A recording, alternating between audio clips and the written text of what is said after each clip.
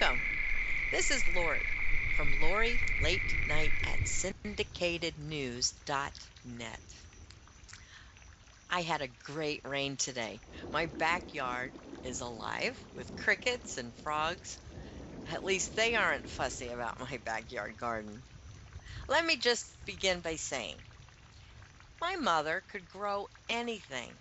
When I was a child, our basement was just filled with African violets. My father would build these racks, and there was fluorescent lighting above them and trays that were filled with this pretty gold-colored rooting compound called vermiculite. And nestled into this vermiculite were cuttings from many of her prize-winning violets, all named according to violet families. And besides the African violets, she could grow countless other plants. I also have a brother. I have a brother who is an unrefuted product of her DNA. He took his screened-in porch and made it into a greenhouse, a nursery. This porch was big enough that he had a stone path that led through this garden of Florida fern and greenery. He even had a pond with goldfish, a wooden keg filled with lily pads and tadpoles. What I remember most were the orchids. He could even grow the bark that the orchids grew in. All this in his porch. Now let's talk about me.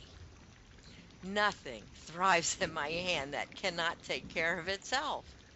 And even though I know this, every so often I'll read something, watch something on television, and I'm inspired and I'm motivated, especially those gardening shows that tell you it's simple as 1, 2, 3.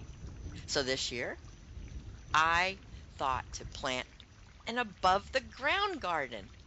And I would have it in little containers so I could keep up with the pesky bugs or the weeds. And I could certainly make sure that they're going to have enough water.